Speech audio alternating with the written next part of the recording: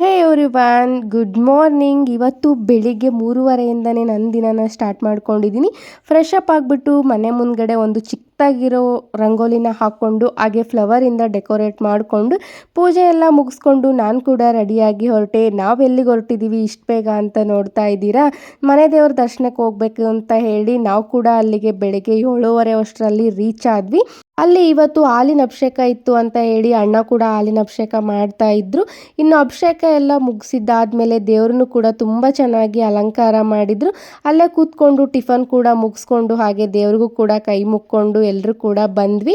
ಹಾಗೆ ಇವತ್ತು ತುಂಬಾ ರಶ್ ಇತ್ತು ದೇವಸ್ಥಾನ, ಯಾಕಂದರೆ ಮಂಡೇ ಆಗಿರೋದ್ರಿಂದ ಎಲ್ಲರೂ ಕೂಡ ದೇವಸ್ಥಾನಕ್ಕೆ ಬಂದಿದ್ರು.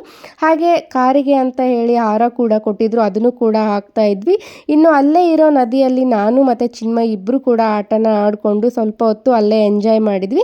ಹಾಗೆ ಮಧ್ಯಾಹ್ನ ಊಟ ಕೂಡ ಮುಗಿಸ್ಕೊಂಡು ಮನೆಗೆ ಬಂದ್ವಿ. Thank you.